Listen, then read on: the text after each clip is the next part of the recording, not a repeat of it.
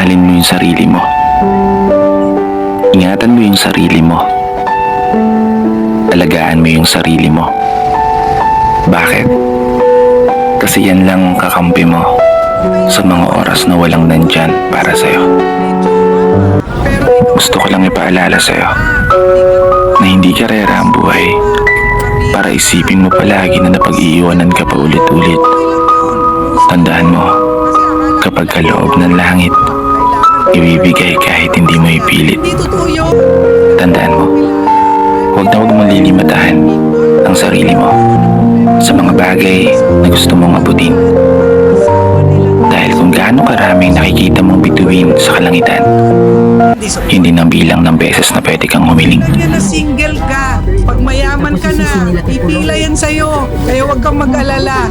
I-develop mo muna yung sarili mo. Be happy na single ka. Dadating din kung meron talagang para sa'yo, dadating yun, hindi mo maiiwasan. Pero kung pipilitin mo yung sarili mo magka-jowa, kahit hindi naman parehong values nyo, lagi lang kayo mag-aaway, mas maraming sakit ng ulo, hindi pa asenso ang negosyo mo. Okay lang yan. Single ka muna ngayon.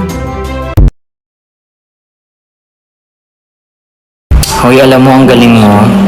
Ang galing mo kasi until now, kinakaya mo pa rin, no? Regardless sa kung ano nangyayari sa life mo ngayon, ang galing mo kasi you never give up. Kahit na minsan hindi mo napifeel na appreciated ka, pero ang dami pa rin reason for you to keep going. Alam mo, ang galing mo, no? Kahit na pagod ka na, gumigising ka pa rin sa umaga para magtrabaho.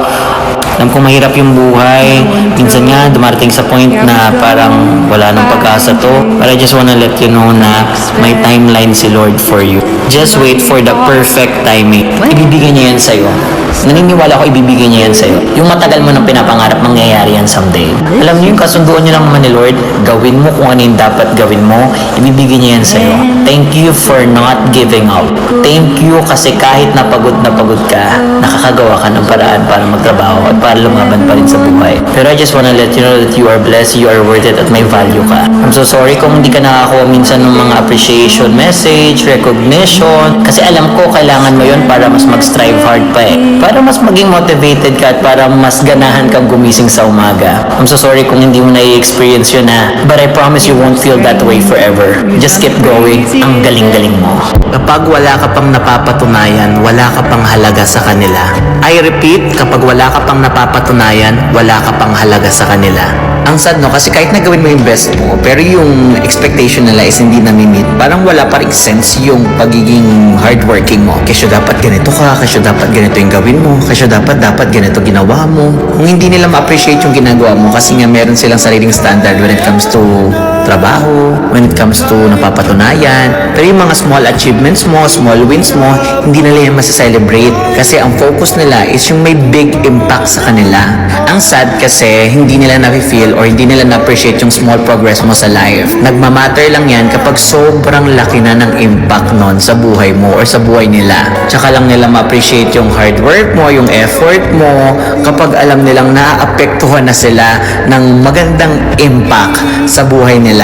Pero kung ikaw lang yung may small progress, small wins, wala ka pa masyadong napapatunayan, may napatunayan ka nga pero sa sarili mo lang, minsan ayun yung di nila nakikita. Ang sad nun kasi kahit na sabihin natin small or big wins man yan sa life, kailangan nating i-celebrate. Pero ang reality talaga, mas madalas na celebrate or every time na celebrate yung mga big wins natin sa life pero hindi yung mga small wins. Kaya again, learn how to celebrate small and big wins in life. Yun lang!